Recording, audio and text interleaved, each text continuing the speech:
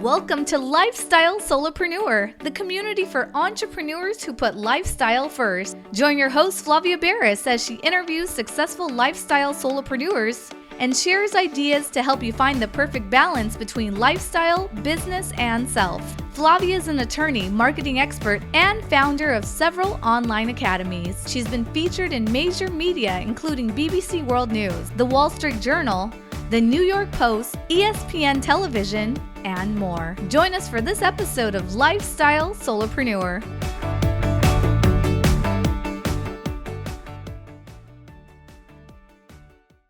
Hi, Lifestyle Solopreneurs. Today we get to speak with Melissa Broughton. She is an accountant, author, podcast host, and ridiculously passionate about bookkeeping. With more than 20 years of experience in accounting, auditing, and financial management, as a founder and co-owner of Busy Bee Advisors, she and her team help small business owners gain financial clarity through bookkeeping. In 2024, Melissa created the 1-Hour Bookkeeper training system, teaching others to do the same thing. Known for her practical teaching style and passion for financial education, she is dedicated to empowering entrepreneurs with the tools and knowledge they need to achieve greater profitability, confidence, and freedom. Based in Northern California, Melissa continues to support business owners and future bookkeepers through coaching, education, and also her advisory services. Welcome to the show, Melissa. Thank you so much. It's a pleasure to be here. I love having you on because you're going to talk about a topic that a lot of people sort of ignore. Well, not a lot of people, but I think entrepreneurs and especially solopreneurs tend to sort of think of bookkeeping and accounting as that part of their business that's like a necessary evil or something they have to do, but definitely not their favorite part. And you help train people. Not only do you help people with in your past, or you can tell us a little bit about what led you into this, but now you help train people to make that process easier for others. And I can't wait to hear about it. So how did you end up doing what you do now?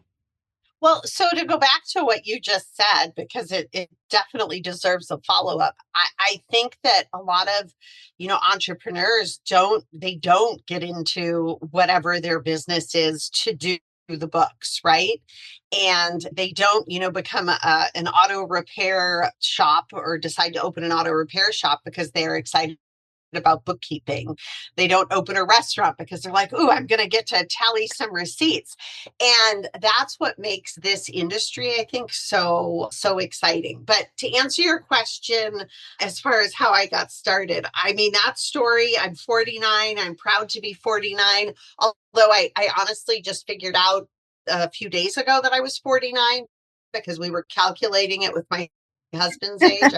For the last year, been thinking I was 48. But yeah, I'm 49. So it's quite a travel back in time. But really, my kind of passion for accounting and how I ended up on this path that I'm on started in high school. It was my senior year in high school.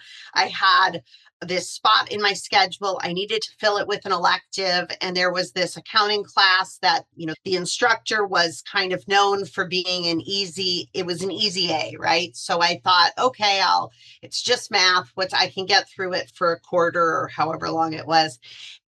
And I mean, I just remember from the first day, it was like this light bulb had flipped on for me. It was the first, it was truly the first class I remember taking in high school. And it was my senior year at that point. But it was the first class I remember taking where I felt truly excited about going every time we had a class, and the material and the flow of the numbers, it just made sense to me, and naturally pursued business and accounting in college. And then I did the traditional thing. I went and I got a job. I interned with a big accounting firm over a summer. It was a connection that my parents had made, friends of theirs, and hated it, hated every minute of it. I thought, God, this is so different than what I thought it would be. It was very much like stuck in a back dungeness office with fluorescent lights that had a buzz and a light flicker. Like there was no human interaction really. Oh my gosh. It was terrible. It was terrible. But, summer internship to get the experience, right? And I thought, well, I've learned I've learned what I don't want. So I knew that I didn't want to work in the traditional firm where I felt like I was just watching the clock all day going, God, when is this torture going to be over? And so then I switched, and my first position was with a small, I think it was a small HVAC company, doing their receivables, right? So a very small portion of the whole accounting cycle. And just throughout my early 20s, worked my way up in the accounting ladder, if you will. And it wasn't really until I met my husband and we had our first son that I started to, and this was back in 2001, so this was still quite a long time ago, but that I started to really feel like, I wonder if this is all there is in life, kind of a thing. I mean, we were very much on our path of taking care of a baby and being newly married and all of the things that go with that. And, both headed off to our prospective jobs every day. And then you have the weekend where there's never enough time. 8 years later, our second son was born. I mean, I've had the pleasure of working in a variety of industries, but it really wasn't until I would say 2019 I had this job offer. A headhunter reached out to me, and I had this job offer to come work as the controller of a manufacturing company. And it was interesting to me because it was the first time I had worked in that industry. And it was also, I remember driving up to the interview and seeing this massive building and understanding that I would be the second in command if I were to get the position to the owner of the company. The pay was certainly that they were offering was certainly nice. And I remember, and I'm not someone that gets intimidated very easily, but I remember actually almost feeling so intimidated that I didn't go into the interview. Like it was that, I don't know, maybe, Wow. I guess you could say overwhelming. Well, I got the job. The downside of the job, and I truly loved the position. I loved the challenges that it presented, but it was about an hour and 20-minute commute each way for me. So just with traffic and all of those things, I mean, you understand, you live in Southern California. It's not always easy to get from point A to point B. Right. So there was that hour and a half commute. There was I'm working a 60-hour week because, as you work up the corporate ladder or make your way up the corporate ladder, the piece that, and I should have known, I should have realized it, but the piece that really nobody tells you is that the demands on your time become more and more. And so now there's the expectation that I have my cell phone with me at all times, even when I'm home, because what if somebody needed me from work, that I really had no off time. And so the discontentment for me really grew.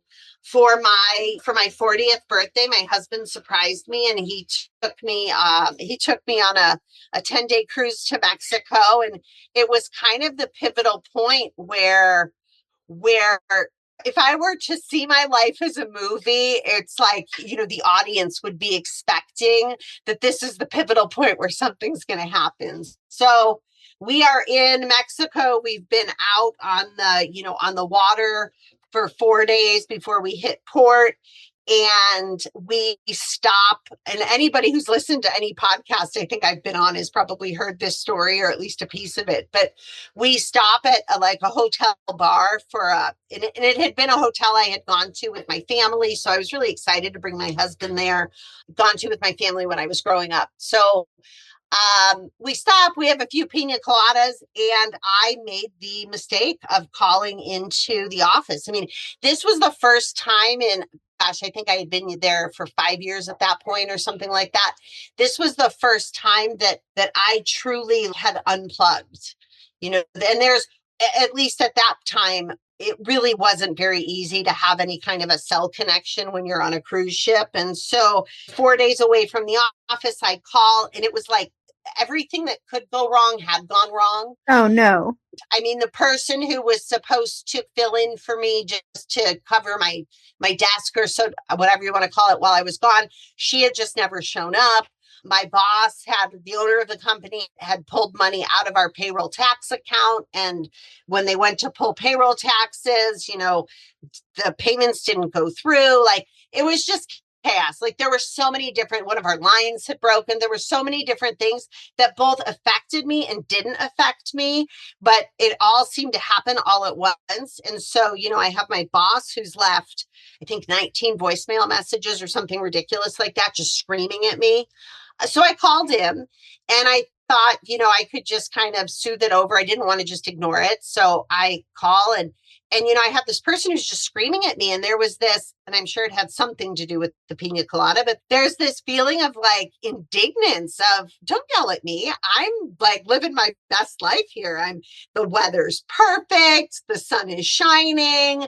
I just really felt like I was undeserved. And they say the kids will, I don't even know if this is a phrase anymore, but slow your roll. It was like he just needed to slow his roll. He just needed to calm down for a second. And he kept on and kept on. And so I quit. Like, I quit my job right there on the spot. And I look at my husband and, I remember that, my partner, my best friend, he's all, okay, that's cool, And so I quit my job. So we had a great rest of the trip because we're on the boat. Why not enjoy it? We got home. I enjoyed a wonderful summer with my boys. It was fantastic. And, of course, we all do pretty good at having savings. But at that point, it probably was 4 months of not working or, one of us in the household not working. Things were starting to get a little tight. Like, my husband's going, okay, we've got this much time. I think he had said we had like a month left in savings before things were going to get really interesting with our finances. And so I thought, okay, I'm going to, first day of school, I'm going to drop the kids. I'm going to go for a run and I'm going to figure out what my next chapter looks like. Because it really felt like it was this fork in the road for me. And so I head out, I'm running. I'm the farthest in my run from my house. I think I was like 3 miles from the house. And my foot hit this uneven spot in the sidewalk. Now, ironically, I'm on the sidewalk, so I didn't get hit by a car, but my foot hit this uneven spot in the sidewalk and I going at full sprint, like face planted. And the reaction that we're all supposed to have of, put your hands out when you're falling. Apparently I don't have that. Like, there was not a scratch on my hands at all. It was pretty entertaining. So I caught my whole body with my face. I broke my jaw. I shattered every single tooth in my mouth, except for my top and bottom 4 right in the front. Oh my goodness. And so I'm like in this, crazy daze walking home. My neighbor saw me walking down the side of the road. She said I looked like something out of a like zombie movie. I'm spitting teeth out into my hand. I mean, it was awful. But what this meant was that there was no like going to interview for a job. There were, root canals and surgeries and antibiotics and everything that you can imagine and bone grafts. And oh my goodness, it was insanity. So took me probably 8 weeks to finally get to the point of recovery where I felt. Now, the dental work took much longer than that, but about 8 weeks for my body to heal and for me to feel like somewhat of a normal person, to be able to eat solid foods. And I will tell you, that was the greatest 8 weeks of my adult life. It was this amazing time of stillness and really gave me this amazing opportunity to reflect on what I wanted and how I could go about living a life that was about intention and not just being in the rat race and not just doing what I was doing because it was what I was supposed to do. And so my husband gets home from work one night and I say, so I want to start my own my own bookkeeping business. And he said, I'm married. Let me say this. I'm married to like the greatest guy in the world. Like he hates telling me no, probably more than I hate hearing no. And so he's always the type of person who's, going to figure it out. He's not going to be the one who says, no, that's ridiculous. So he says, I think that's a great idea. I think that all that you need to do to be able to, so that we can bridge the gap financially, all I need from you is for you to bring in $2,000 a month. And so my plan started with that of what is it going to take, and I found one of my old notepads not too long ago, and it was like, what do I need to do to make $2,000 a month? And so I listed my non-negotiables. I listed the things that I absolutely didn't want. I didn't want really to go back to work for another company. I felt like that would just be like almost like watching a movie where the storyline's the same, but maybe there's just different characters in it, right? So I knew I didn't want to work for somebody else. I knew that I was more than capable in handling the books for small business. I knew that there were a lot of small businesses out there that needed the help of a bookkeeper. And I also knew that I didn't want to have this, long, ridiculous commute. And I wanted total flexibility over my schedule. So I went, I set out, and I gave myself 2 weeks to land my first client. If I couldn't make a go of it in 2 weeks, then I would start putting resumes out there, and I would find a and like the 11th hour, like on day 13 or something, maybe day 12 of the 2 weeks, someone who was, a friend of a friend of a friend's kind of a thing, very loosely associated, reached out to me on my Facebook page and said, this is my company, this is what I do, and I'm in a transitional process, and I really need a remote bookkeeper.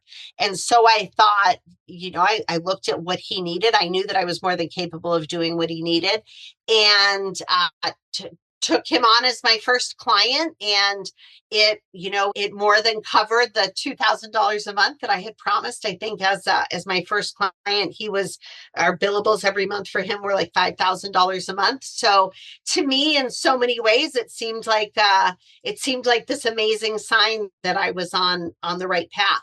And then, we just I continued to grow from there, and we've had crazy growth ever since. So that's kind of that's my crazy origin story. Well, I love asking solopreneurs and entrepreneurs, how did you come up with the name of your business? It's Busy Bee Advisors. Is there a story behind that? If you look at the Greek meaning, like we've all had cups or T-shirts or whatever that say the meaning of our name, right? So I had one when I was a little girl that was from my grandma that said the meaning of Melissa is little honeybee. And so I kind of took it with that.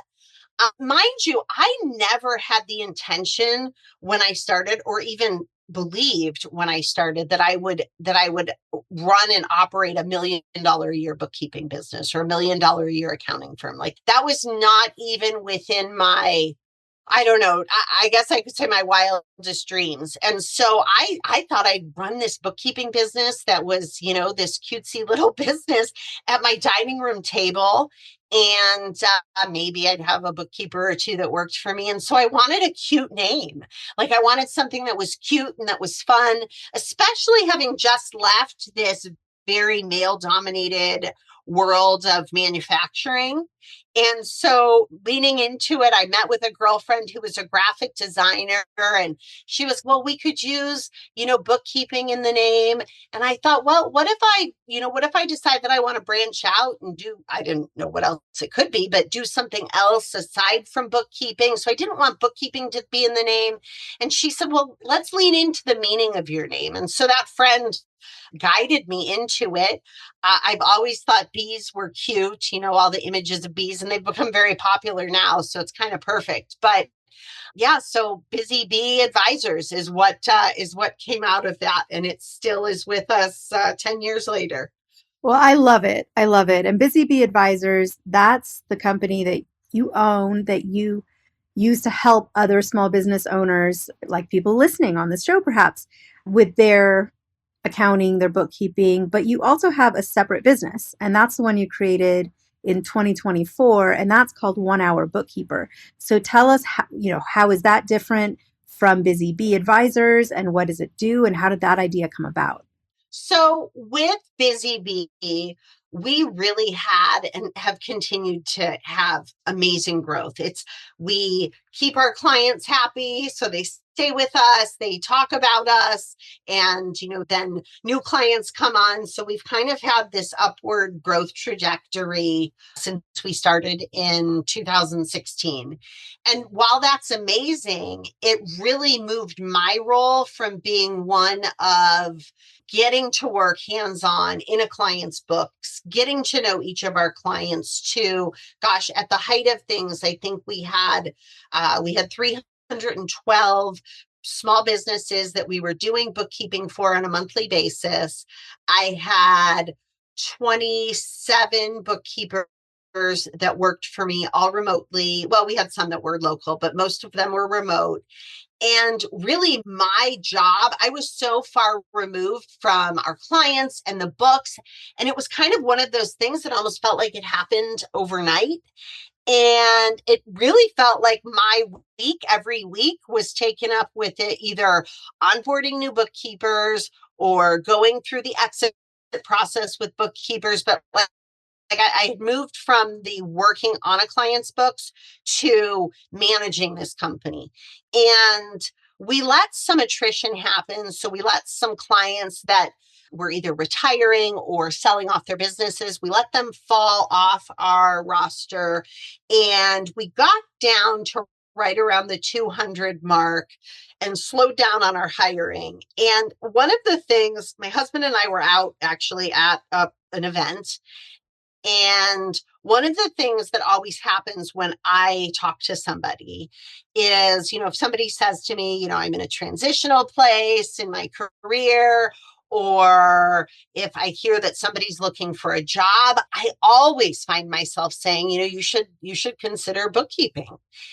And so I'm out and I'm talking to this woman, and she had just had her first child. So it really hit home for me of not wanting to leave that baby, and was trying to figure out something she could do to be able to stay at home with the baby. And we really had this amazing conversation about considering bookkeeping. And she said all of the stuff that people say. She said, I'm not good with numbers. I wouldn't know where to start. I've never owned a business myself. And I said, well, if I could teach you, like if I could take you step by step through the process and teach you how to do it, would you feel more comfortable? And she said yes. So she became my and that was in 2023. She became my test bunny for the program that we eventually launched in 2024, which was the 1 Hour Bookkeeper.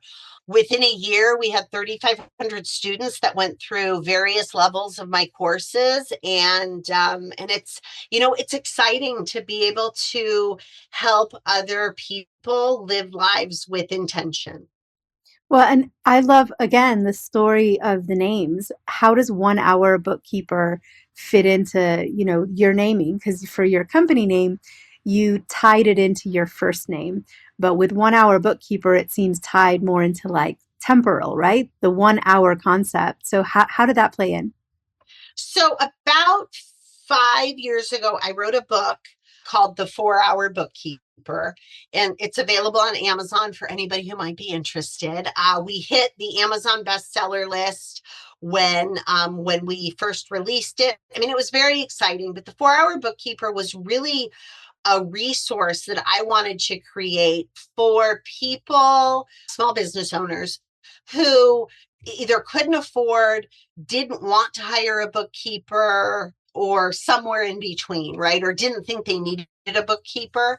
And it was really the objective behind that book was to help point people in the right direction so that they knew what they were doing every time they sat down to work on the finances for their company. Because as we said before, nobody gets into business for the bookkeeping, right? And Right. so So off of that name, it became the logical choice to me to figure out something with a timeline, because we all want everything faster, better, more, right? Like that's just the era that we live in. And really our promise to our students is that one of the big questions I think that surrounds people who are looking at starting a new bookkeeping business, or any type of a business for that matter, is how much time do they need to invest into the business. And so we really created a training system and a formula to be able to do your clients' books in as little as 1 hour per client account per month.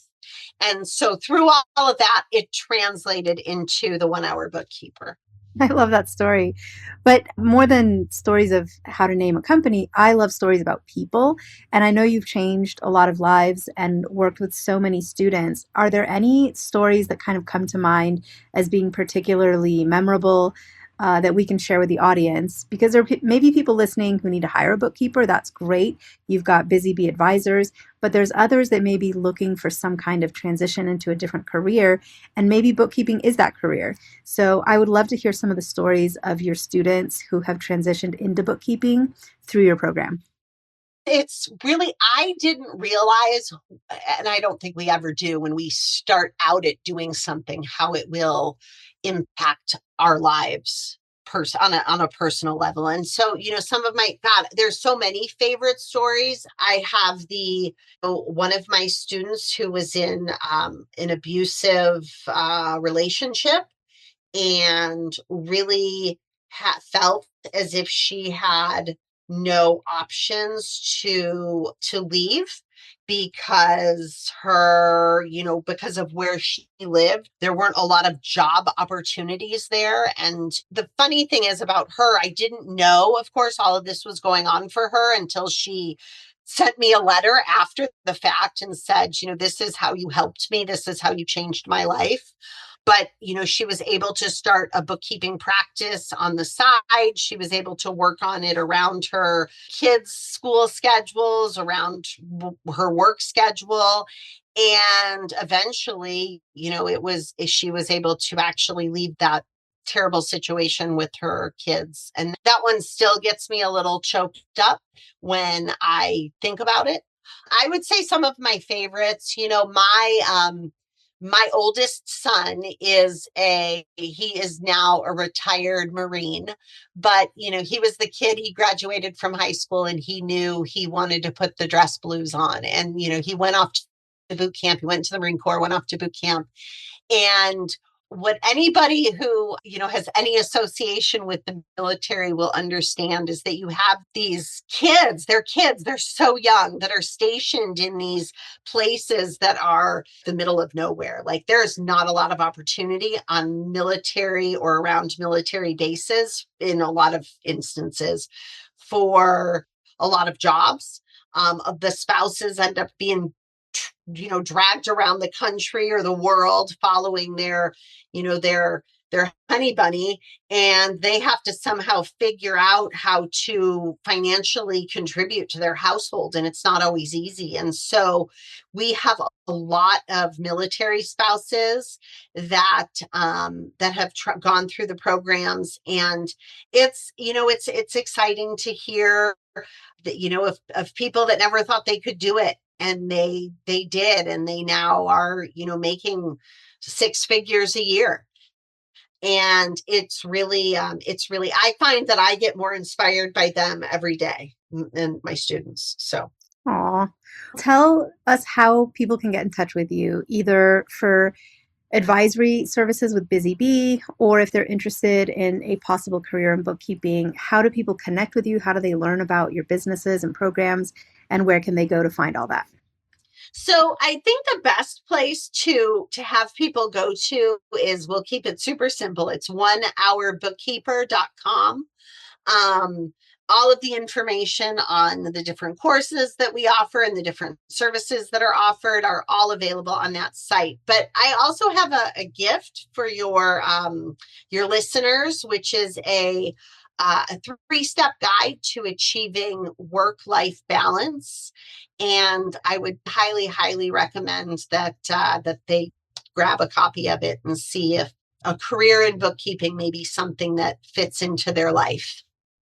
Well, everyone listening believes in lifestyle and balance and, making your life one where, yes, you work, for a living, but you're not completely consumed by it. I think people listening are more likely to drive up to that big factory, the manufacturing plant, and maybe drive away, right? Because it's really not what they're looking for. So I think having this option out there for bookkeeping, keeping in mind that it's not necessarily for math geniuses, we don't live in a world right now where bookkeepers have to do the math in their head. It's all software based, and it's really more about being organized. I just love that you have this program out there to help ease people into that career. I love that. So thank you for all that you do in the world to help people build careers, to help them improve their businesses and understand their finances. I mean, all of that is just so important, especially, in today's world. So thank you for all that you do, Melissa. You're amazing. Thank you. Guess what, lifestyle solopreneurs? If you don't yet have an online business earning you enough passive income to live the life of your dreams, I'd like to suggest you consider trying out Kajabi. Kajabi is an all-in-one solution where you can create and teach online courses, publish a paid newsletter, launch a free or paid podcast, process payments, build one-on-one coaching portals for your clients, and much, much more. I personally use Kajabi to power numerous successful and profitable online businesses. Lifestyle solopreneurs, there's a free trial of Kajabi waiting for you at this link, www.kfreetrial.com. You can try Kajabi for free, no obligation, by going to www.kfreetrial.com. Again, kfreetrial.com, and that K stands for Kajabi.